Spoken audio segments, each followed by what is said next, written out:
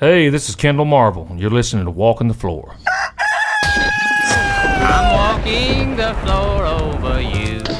Walking the floor. I'm walking the floor. Walking the floor over you. Hola, senors and senoritas. Yes, this is Chris Shiflett. You're listening to Walking the Floor. It's a beautiful day here in Los Angeles. I am so happy to be home from tour for a couple days, and I'm soaking it all up. I just went and interviewed Bob Arum. I just got back from his house in Beverly Hills. It was awesome. I'm going to be posting that one on December 4th, but I got to sit down with boxing promoter legend Bob Arum today and just pick his brain and ask him all kinds of stuff, and he was very generous with his time. I think we talked for like nearly 2 hours. It was lengthy. We covered lots of stuff. All right, I got to head back out to Mexico tomorrow for a festival gig, and then coming back, and then we're gonna have a nice week or so at home for Thanksgiving, then back out on the road, and I can get back to binge watching Game of Thrones. My God, I'm obsessed. I'm a late convert. I'm very late to the Game of Thrones party, but I'm all in now. Because I've finished my book sooner than I thought on this last leg. I was reading that great book called In Search of Captain Zero. But I finished it, and we were in Wichita, and I wasn't close to a bookstore or anything, so I just thought, my wife has been talking about Game of Thrones forever. I'm just going to give that one a shot. And by, the next day, I had watched 2 seasons. I just went deep into the Game of Thrones hole, and I've been referring to my wife ever since as Khaleesi. So I'm there. I'm with you people. I'm with the nerds. I'm with you now. I'm one of you. Oh, I gotta tell you, finally, we're gonna put out West Coast Town on vinyl for all you vinyl junkies out there. There's a company out in New York called Rusted Wave. They're gonna work with Side One Dummy to release the record on vinyl. It's coming soon, I think like February. We did a light announcement the other day. We're gonna have a bigger announcement coming very soon, maybe even by the time this thing goes up. That'll have all your details, but it's coming out. It's gonna be on beautiful black vinyl, none of those silly colors, just a classic black vinyl record. And yeah, I think it's coming out in February, so stay tuned. Also, I'm doing a show up in Sacramento real soon on December 16th at the Goldfield Trading Post. It's for a really good cause called Cast Hope that takes kids fishing. I don't think I'm going to have time to go fishing, but it's going to be a great show. Chuck Reagan's headlining it. Dave House is on it too. And we're going to have some fun and raise some money for a good cause. So if you go over to chrisshiflettmusic.com, you can get some information on that if you want to buy a ticket or whatever. I think there's still some tickets left. So get on it.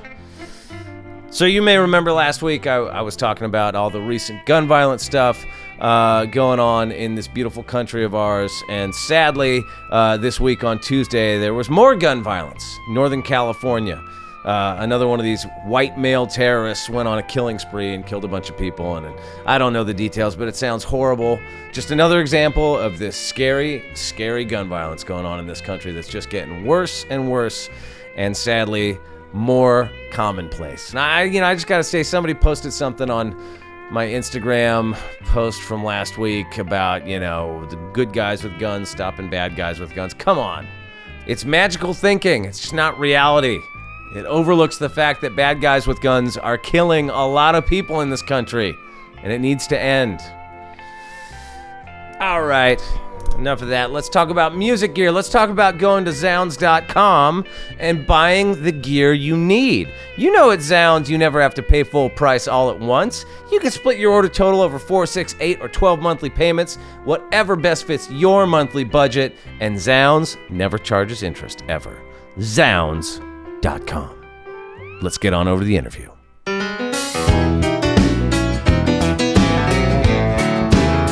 My guest today is Mr. Kendell Marvel, a songwriter down in Nashville who's written for some of the biggest, best country artists around. Guys like George Strait, Jamie Johnson, Chris Stapleton, etc., etc.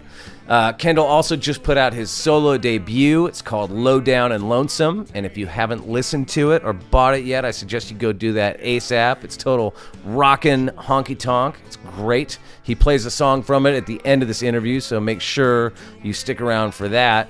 Not only did I get to interview Kendell when I was out in Nashville a couple weeks ago, but he invited me to come play at his residency at the Exit Inn he does every month called the Honky Tonk Experience. He's been doing it all year, and I got to go down there. Me and Rami both went down there and played some Allman Brothers, and we played a little Merle Haggard, and a bunch of people got up, Brothers Osborne. It was happening. The club was packed out, and there was like a really good energy in the room, and he's great. You're going to love this guy. This is Kendell Marvel on Walking the Floor. Now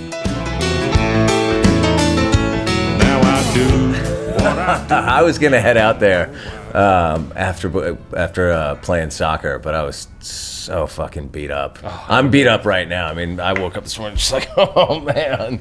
I swore, I'm a runner, but I swore off contact sports a long time ago. Yeah. My kids are both soccer. I never played soccer, but my kids was pretty good at it. And Oh, really? we traveled all over the place and had a lot of fun with it. Yeah. But it looks like it'd be fun to play. It doesn't get any easier on your body the older you get. I can't imagine. But we have last tour cycle, we started a thing, me and a few of the guys on the crew that play, and we just throw together pickup games, Sure. kind of wherever we can if we have a day off. So there's a crew of dudes here in Nashville that I've played with a few times over the years. So it just came together great. But pretty much my goal every time we do anything like that, or even at home when I'm playing, is just I just am trying to not get injured. Right, That's sure. always like the overarching goal. And there was a point yesterday where I rolled my ankle, fell, hurt my wrist as I fell, and then bunked my head on a pole, like all in one shot. It's rough on a guitar player. You start hurting your arms and wrists. That's for sure. Yeah. We've had enough like people breaking their legs and shit over the years in Right. this band, so it would be frowned upon. It'd be bad form. Especially playing a game. Totally. Yeah. Totally. Yeah. You fall off stage and get away with it. That's a whole different deal. Yeah, that's right. So you have a new record that just came out pretty recently, Lowdown and Lonesome. Yep. Let's talk about it. Let's start there. All right. Yeah, it's a little concept record that I basically got tired of. I've been a songwriter in town for 20 plus years. So I'm not really good at following what's going on. It just wasn't my bag anymore. So I thought, man, I seen all this cool stuff going on, with Stapleton and Cody Jinks and Sturgill and people. Sure. And I was like, man, if I'm gonna make a record, now's the time. Right. To make a credible music record that you can get out there. People's digging that kind of thing right now. Yeah, sure. So Gaddis was my buddy, Keith Gaddis, and I always loved the way his albums sound. And he was, from day one, the only guy that, if I was going to make a record, he's going to make it on me. Right. So he produced the record, Yeah. right? Did he play on the record as well? Yeah, he played on it. We wrote about half the stuff on there, too, as well. Oh, okay. Yeah. Oh, right. Now, is Gaddis a guy that you write with a lot? Yeah, we write quite a bit, but it's usually when something's going on. We don't just get together and write, Right. If he's working on something like, hey, I want you to come write for this. He's producing Randy Houser now. Oh, wow. And he was like, hey, they just had a little writing camp last week, and he was like, come over and help us write some songs. Okay, for this project. writing camp. Is that like next level? Like I know, I've never really experienced it myself, but I know I've interviewed enough people from around the Nashville sort of writers world. Where there's the thing where you go in for like a few hours where you're writing appointments, all day long. But so what you're talking about is something a little bit different. Is that like some next level, like here's the guys I want to write with, we're all going to get together and go. It's a close camp. He'll gather up 4 or 5 of his good buddies, and we'll pair off here and there and cook and drink beer and try to, listen to the record that they've cut, the songs they've cut already, and he'll be like, here's what we need, and then we'll just try to, Randy will jump in there and help us out, and we'll try to get him in the right direction. Interesting.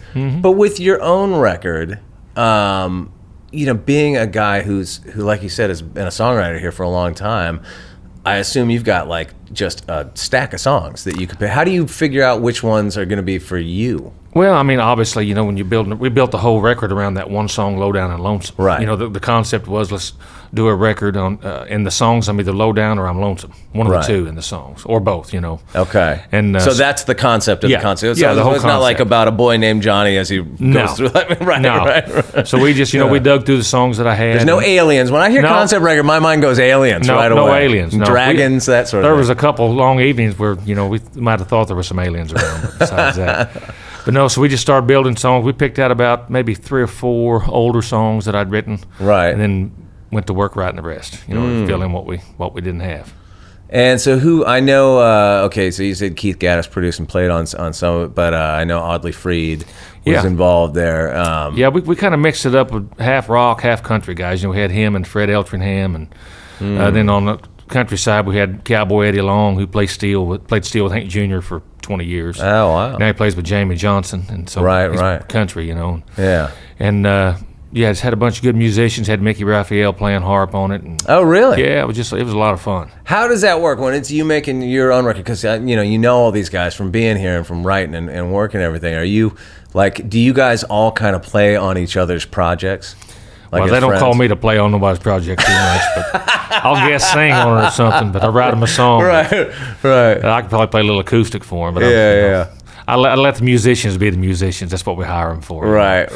But yeah, I mean, it's a small town, really. A lot of us artists are old friends, and so we always try to include each other and help each other out when we can, for sure. Let's back up a little bit. So where did you grow up? I grew up in southern Illinois, which is about 3 hours northwest of here. Okay. Yeah, just north of Paducah, Kentucky, a little bit. So what was that like? What was growing up like for you? What was your family life like? I'm wondering where you got the music bug from. Like, did it come from your parents, siblings? My dad, he bought me my first guitar when I was about 5 and started teaching me some chords. And about 10, he started taking me out to bars and places, and I'd play for his free beer. And Wait, so were you into playing guitar when you were 5 years old? Like, is that when you sort of got? Yeah. Yeah, Really? I actually wanted to be a guitar extremely player. young. That was, then I realized how much you had to practice to be a really good guitar player. And I was like, I'd like to go play baseball. Right. But for some reason, I could always carry a tune, even as a little kid, and So singing and guitar playing. I had a deep voice, and Yeah. I could mimic the Hank Juniors and Randy Travis's, of that time, and Dad would take me out, and I'd just play bars, and like I said, he'd get free beer, and I'd get beef jerky and tips, and Right. When you were 10. Mm-hmm. That's amazing. Yeah. What a great introduction to the honky tonk life. And it was real bars. It was, dive bars, cleaning the blood up every night bars. So. I mean, is there a country music scene in Southern Illinois? Not really. I mean, there used to be a few places to play. I don't know how much anymore, there is to play up there. There's a few little small places, but it's not a big music mecca by any means. You had to go to Paducah, which I'm not even sure what's there anymore. So. Right. So if you start playing when you're 10, when do you start kind of putting together your first bands? I was in high school. I started putting, of course, they was grown men, Yeah. I would, it was funny. By high school, you're like a seasoned veteran of the bar scene. Yeah. I was pretty popular around there, one time I was 16 or 17 and could go out and make a couple $100 a night, instead of bagging groceries or whatever. That's what I was doing. And when you're 16, a couple $100 a night. It was huge. That's good money. Yeah, it was a lot of money. I just thought that was, I could live forever. Right. I made it. I made it. Yes, right. Exactly. And what were you listening to in those days? Who were your musical heroes? I grew up on anything from rock and roll, AC/DC, Bad Company, 70s, 80s rock and roll, to Merle Haggard, Willie Nelson. That was my favorite stuff, the 70s outlaw, Waylon Jennings, Hank Jr., Whiskey Bent and Hellbound. Yeah. And then in the 80s, it got really cool again when Dwight came out, and Randy Travis and Steve Earle. I Love It, all that cool stuff. The great credibility scare of the 80s, and all this. You're the second person today that's referenced that. Is that right? Yeah. Actually, I think it's a Steve Earle reference. Actually, I think he was the one who said that one time. And it was just like I wish the country music industry was like that. Now it was like everybody was cool, everybody sold an ass load of records, and they all got a lot of radio play, and they all done completely different stuff. Nobody tried. Nowadays, if you got something going, everybody jumps on that and tries to be that. I really was curious to see if the crop of Americana artists that are drawing from the sort of outlaw country thing, guys like Sturgill Simpson or whoever. Sure. I've been curious to see if that was going to reflect back on the mainstream country music industry the way it did in that time that you're talking about. But it's different nowadays. Because back then, all those artists like Dwight Yoakam and people like that got signed to major labels and had mainstream. They became the mainstream. There was never they weren't they all kind of put out indie records and stuff like that. But that wasn't where they were headed or where they wanted to go. And it's different now, Yeah, and that time, you're coming off all that. Sylvia, when Kenny Rogers was singing a lot of poppier stuff, Right. It was coming off the urban cowboy stuff. Right. Everybody was a little pop oriented. Yeah, sure. And when them guys come in, they kick the doors down. But Nashville is totally different now. It's It was all radio driven back then, and now with all the streaming services, 47-year-old dude, with a gray beard and a bald head can go make a record and make fans out there and not have to kiss radio's ass like you have to be in the music business, a lot of times. That's why Chris and Sturgill and Cody Jinks and them guys are out killing it, selling a lot of tickets and a lot of records and not bowing down to anybody. Right. Yeah, it's awesome. It's really awesome in a lot of ways. It's one of the upsides of this sort of modern technology stuff that, there's pros and cons to it. On one hand, nobody sells records anymore. On the other hand, it does give you an unfiltered outlet. Yeah, that's right. That's right. If you can find the people, or the people can find you. Right, right. Okay, so you're in bands in high school, that sort of thing. At what point did you move to Nashville? Was that straight out of high school, or no? I actually came down. I got married when I was 21.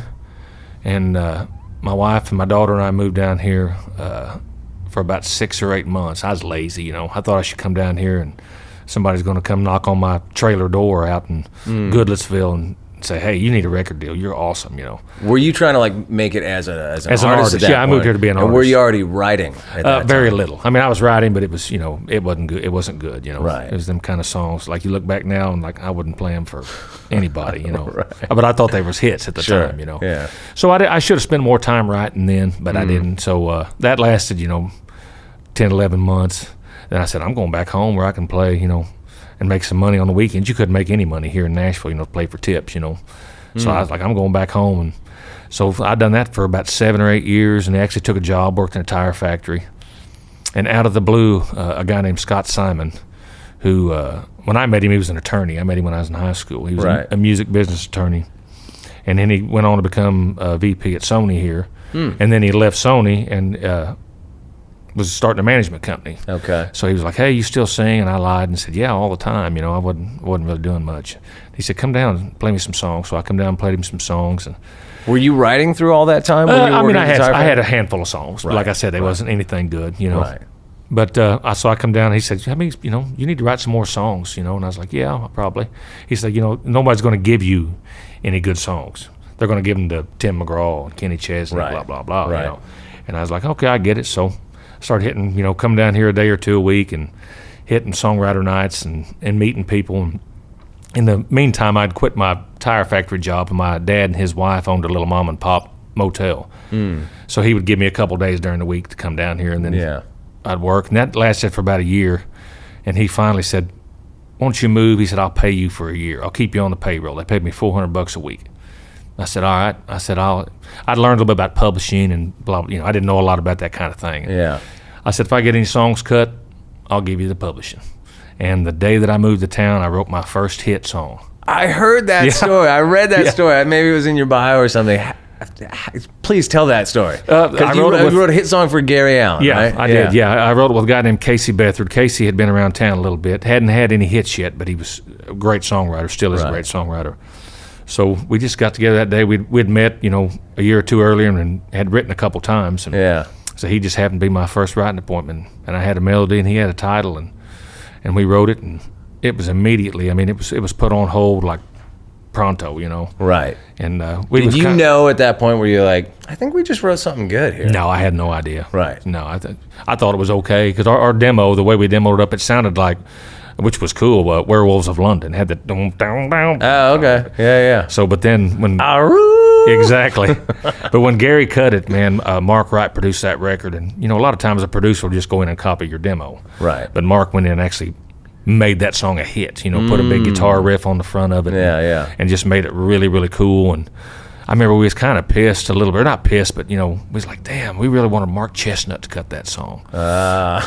So it worked out well for us and Gary. Right. So now I can't imagine anybody else doing that song. I mean, did that put you on the map right away? It did. Yeah, I got me my first real publishing deal with the publisher, which was Big Yellow Dog, which is a big company now. Yeah. They're a great independent publisher. But yeah, and so I gave the publishing to my dad, and he bought a house in the Keys, and hell, he made more money on it than I did. Oh, you actually gave him the publishing? Yeah, that was the deal. Yeah.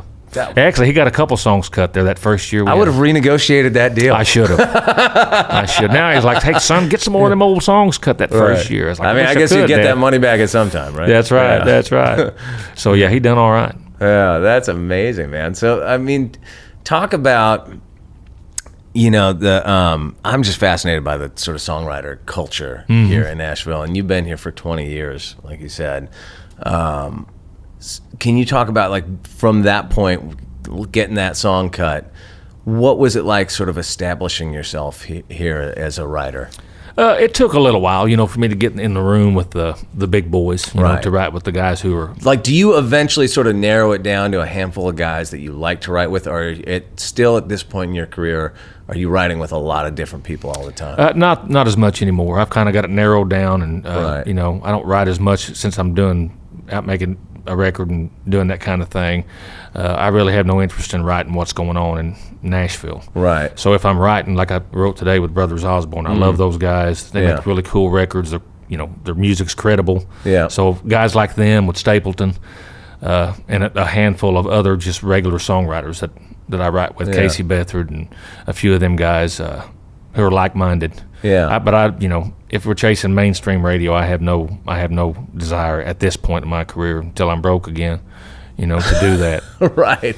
I mean, was there a point in the sort of evolution of the, whatever was hip at any given time in mainstream country music where you started to feel like a square peg in a round hole, kind of like, oh shit, this ain't really, I'm not really very when I interested in first this anymore. moved here, I mean, it was still pretty cool. I caught the very tail end of the 90s when there was so much good music, a lot of good country stuff, the Alan Jacksons, Brooks and Dunn, all that era. There was some Travis Tritt, and there was a lot of good stuff at that point. But it seems like probably mid 2000s, late 2000s, it started going more of the with the 808, the tailgates, the tailgates and bonfires and bare feet, and that's fine. I totally get it. But there's about 3 or 4 guys in town that wrote all that stuff, and they do that a hell of a lot better than I tried to do it. And I'm buddies with all those guys, and I tried to write that stuff with them. Right. But they're just way better at it than I was. So that was when it was like, man, I didn't know what being a salaried songwriter, obviously, they want to have hit songs. Sure. And I was lucky enough to, catch one every now and then, enough to keep a gig around here for 20 years. What are your favorite songs that you've had a hand in writing that you've either written or obviously Right Where I Need to Be was, holds a special place. It was my first one. But Twang for George Strait, that was that's probably the biggest I've ever had. And it's not even close to be my biggest money-making song, but just when George Strait cuts one of your songs, I mean, validation, that's George Strait, guys like him, Jamie Johnson, and now with Chris, me and Stapleton, we probably wrote 60 songs together. So I mean, we've had cuts on a lot of people. And, really? It's like, what are some of the ones like that maybe that weren't big hit singles that people could like find on Spotify? We had a song on Blake Shelton called "Never Loving You," which was really good. Is that you and Stapleton? How did you two guys wind up writing together? Our publishers introduced us. I was writing at Windswept at the time, which later became Bug and BMG. But one of the song pluggers over there introduced me. He was like, "Man, there's a new guy with Seagale. You got to meet this guy." And as soon as I heard him sing, it was like, he didn't look anything like he does now. Right. He was a totally different cat, but. Music-wise, he was not. He was that way the day he moved to town. What you see now is he was doing that then. So it's amazing and awesome to see him stay true to what he's been, and I'm just glad to be on that ride with him. A small little portion of it is pretty awesome to be involved with it. It's interesting. I've interviewed people from sort of all walks of the spectrum of country music. And I've interviewed people that are very much in the mainstream part of it, and almost everybody says the same kind of stuff, are sort of lamenting the state of modern country music, the same stuff that we're talking about. So it kind of fascinates me how so many people in the industry feel that way about it. Do you think that it's starting to change? I think it is a little. Is it going to swing back a little bit? I mean, obviously things always move forward. It's never going to be 1962 again or what. Music's just never going to sound like that again. Right. And I understand these, the people that run labels and things, they have a job to do, and their job is to sign acts and have hit songs on the radio. Right. I get it. But man, there needs to be, and there's starting to be some guys with some balls, that's going to step out and put somebody that's not 22 and looks like a model out there, that's just cool and good, and people starving for that kind of stuff. That's why Chris has had one song that was a mediocre hit, a top 10 song maybe. Yeah. But he's selling millions of records. He sold out 2 nights at Bridgestone last weekend. Yeah, and I bet his streaming numbers are gigantic. Oh, they're huge. Like Tennessee Whiskey's been streamed 100 million times. It's huge. Yeah. But it's like, why are more people not saying, okay, now is the time? Because I know a lot of these guys at these record labels love that kind of music. Sure. But when their job depends on it, their hands have been tied. So I'm hoping that kicks some doors down. And then maybe there's some of the guys like Cody Jinks. I'm not even sure they'd even want a record label. Right. And I don't blame them. I mean, they're making a lot of money on the road, and they own the masters. That'd probably be a pay cut. Oh, probably. All that streaming, they're getting all that master money. And why? Why Because he puts his records out himself, doesn't he? Yeah. It's interesting. I just interviewed a couple days ago when I got here a young artist. You probably know him. It's a guy named Alex Williams. Yeah. Who's got a he's kind of doing a throwback kind of thing. He's country. And he's on Big Machine, which is obviously a very mainstream label. So it seems like maybe there's some movement in that I hope direction. they work it. Yeah. I hope they get out there and work it as hard as they do anybody else on Big Machine, because they obviously can make shit happen for somebody. So I hope they make stuff happen for him. Yeah. Yeah, he's a cool dude. I like that guy. Yeah, he was a real nice young guy, just kind of at the very beginning of it all. Yep. Tell me about the honky tonk experience. It's something me and Gaddis and his wife Penny was talking after we got the record done. We was like, how are we going to draw some awareness to this? Because people know me as a songwriter. They don't know me as an artist. Yeah. He said, we need to. He used to do a thing out there in L.A., him and Waylon Payne and somebody else done this little weekly gig or monthly I think gig. Mitch Marine was involved in that. Maybe so. Yeah. And it was just like, it was just like this little honky-tonk thing where people come out and sing covers. And I said, all right, let's try that. So we, come up with a name and got the Exit In, which is a cool rock venue here in town with a nice stage and good sound. And we was like, let's try it there. And my buddies started coming out. The first show was Jamie Johnson and Alison Krauss and Randy Houser come out, and I sing my record, and then they get up and sing cover songs. They don't sing any of their tunes. They'll get up and sing a Haggard or Waylon or whatever, Jim Reeves, whatever they want to sing. Yeah. And man, it's just turned into a pretty cool little event that, for some reason, people want to come out to. And it may not be because I'm there. It's probably because they want to know who's coming out to my show. Right. How long have you been doing it now? Since February. Okay. Yeah. So and your record, when did your record come out? Last week, October 13th. So you started. So you've been playing your record out the whole time. Yeah.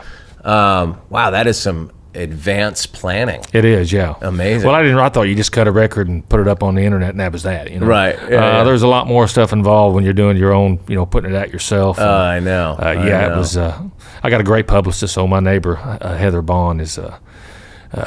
She's got me some really good press here lately, and that helps. Are you going to hit the road? I am. Yeah. Tour? Yep. I just signed over to William Morris and got a good agent over there, Jay Williams. He nice. represents Stapleton and Brothers cool. Osborne and a lot of my buddies. And so we'll see what happens here first top of the year. Is touring going to be a traveling roadshow version of Honky Tonk Experience? I would like to say yes, but I doubt I make enough money to afford that band that I carry over here. All those guys, most of them play for somebody else. Right. That's why we do it on Tuesday night, because most of them's in town. And I would love to say, yes, I'm taking that band with me. Yeah. It's probably going to be a very scaled down version for a little while, I mean, have you been, all these years that you've been here writing songs and doing your thing, have you also been out performing? Yeah, I've always been a traveling songwriter. I do a lot of songwriter acoustic shows. That's kind of where the money's at. You can go out and make more money playing solo than I can a band at a lot of places. Sure. Then you don't have to coordinate with other people's schedules. Exactly. Which is always nice. Or, bail people out of jail. The bands I've had here haven't been that way. The ones at home is like I was always constantly bailing somebody out of jail or something. Right. But see, that would have been a really good sideline business to get into, be a bail bondsman. You didn't have to have them in Illinois, but down here you do. So that'd be a great gig to have for sure. So when do you see yourself getting out on the road? You just got an agent. Do you have anything in we the works? got a few dates. Yeah, I mean we're working some this year a little bit, but I'd say late January, February, get out on working on a couple tours. It'd be pretty cool. We'll see if it goes through. But I put on shows. I do a yearly thing in Alaska. It's called the Backyard Barbecue that me and another guy put together. Yeah, and it's. How'd you wind up doing that? That seems like I went an up there awful for long way. I went up away. there for a BMI event, a songwriter event, and played some little radio things. And one of the radio guys was like, "Man, I'd do some promoting. I'd like to do some of this with artists. Get some artists up here." So I said, I can make that happen. I get a lot of my buddies up there. I said, but you got to pay them good, pay their way, and take them fishing. So we always go salmon season, king salmon. So we've had Jake Owen, Brothers Osborne, Lee Bryce, Jared Neiman, Dustin Lynch. We've took a lot of guys up there and That sounds amazing. do a little acoustic show, and I ain't gonna tell him, but we'd have done it for free just for the fishing. Right. Now it's turning into Hopefully that guy's not listening to this. No, he's interview not. when He's I actually post he just it flew up, in yeah. today. He's coming to the Honky Tonk Experience tomorrow, actually. Yeah. So. Okay, there was one thing I wanted to ask you about part of your life as a songwriter. Do you have any kind of get out plan when you're in a room with somebody and it just sucks?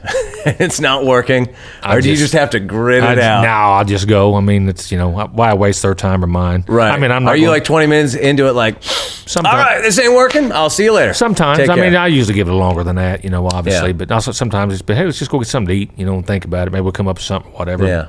And it's not that I'm any better than they are by any means. Just, some people just don't write well together. Or Right. some days you just don't have anything to write about. Yeah, sure. And especially when I used to write every day, like a robot, come in and just, write a shitty song, and one of every 25 is, hey, I like that. That's pretty damn good there. Right. Yes, but you get tired of writing crappy songs. That's for sure. Right. Then you usually know when it's coming. Like, Right. oh, this title, now I'm not writing that anymore. I mean, do you write outside of those situations too? Like, do you ever find yourself just sitting around your house and you're just noodling around on ideas? Sure. I a while back, we always get up early in the morning, me and my wife, and we'd watch the news, the 6 o'clock news, and that was my time to hang out and watch the news. Well, I got pissed at Comcast, and the night before, like at 10 o'clock at night, I called them, and something wasn't working. I said, well, just cancel it then. I didn't realize they canceled it right then. Oh, right. So the next morning, press the button. So the next morning I get up and it's like, I ain't got no TV, no news to watch. So I was over there on my phone. She's like, who you texting this early? I said, I'm not texting anybody. I said, I got a song idea. So I typed this song out, and Kenny Chesney cut it.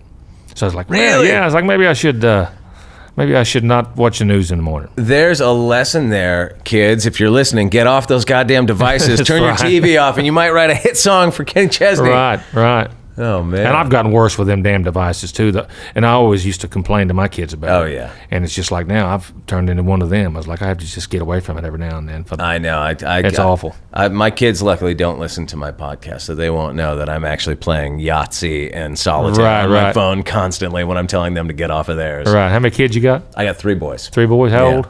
14, 11, and 9. Oh, yeah, you got some youngsters in. Yeah. My daughter's going to be 27 and my boy's 21. Oh, wow. So Yeah. you're through the rocky Well, I don't know if you teenage. ever We're get- just getting yeah. into the teenage Yeah. years. I have a teenager now. I don't know if you ever get through. Right. But, Of course not. But I mean those crazy teenage Oh, years. yeah. By like 21 and 27, I remember in my own life, like I liked my parents again by then. Right. Yeah, they we're like just to getting hang into out like with us, yeah. the dad, you're a dork phase. Sure, yeah, I yeah. think we're going to be there for a while. Yeah. They don't realize you're a rock star yet. Yeah, they don't care. Yeah. That's even better. At all. Yeah. Even better. Yeah, keeps your feet on the ground. That's right. That's Yeah. right. Well, would you like to play a song, man? Yeah, I will. Awesome. All I had at the office, my office is just right around the corner. So I Oh, just cool. walked over here. It's my little resonator. Nice. Yeah, this is the title track to the record. It's called Lowdown and Lonesome, and we wrote this song probably 8 or 9 years ago. Me and Keith Gaddis and a guy named Randy Hauser. And Randy actually cut it one time.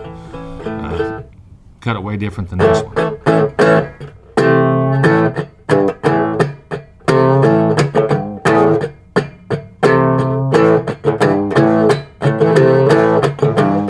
Well, I ain't ever been to Folsom, but I've damn sure done my time.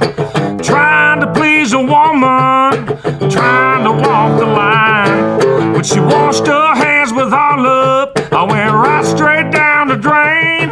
Straight down the tubes with the booze and blues, where the fools and losers hang. Now I'm looked down and lonesome, but I feel right at home, 'cause I've done grown accustomed to sinking like a stone. Since I hit rock bottom, I've been high as I can be. Ever since that woman put that love down and lonesome on me. Well, here on this whiskey river, ain't no paddle, ain't no boat. This 90 proof I'm clinging to is keeping me afloat. Well, they say I used to give it down, but that was long ago. Back before she took our love and blew it full of holes and left me low down and lonesome. But I feel right at home, 'cause I've done grown accustomed to sinking like a stone. Since I hit rock bottom, I've been high as I can be. Ever since that woman put that love down and lonesome on me.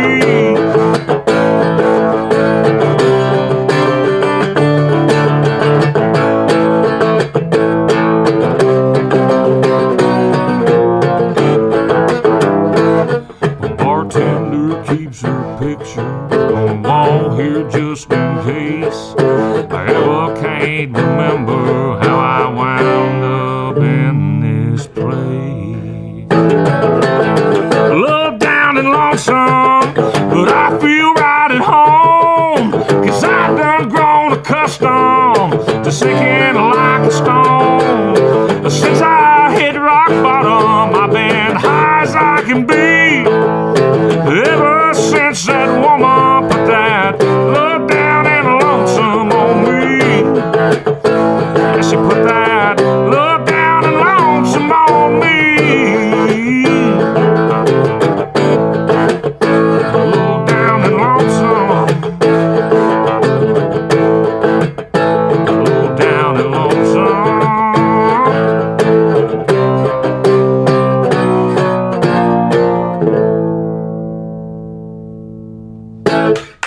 Thank you, sir. Nice, buddy.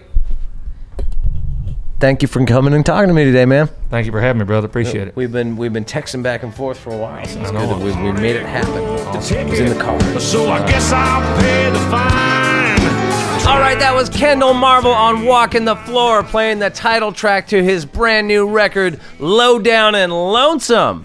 If you're in Nashville, get on over to the Exit Inn and check him out doing his honky tonk experience, man. It's great. I can vouch for it. It's fantastic. In the meantime, check out KendellMarvel.com. Get all your info on what he's up to, where he's playing, what he's doing.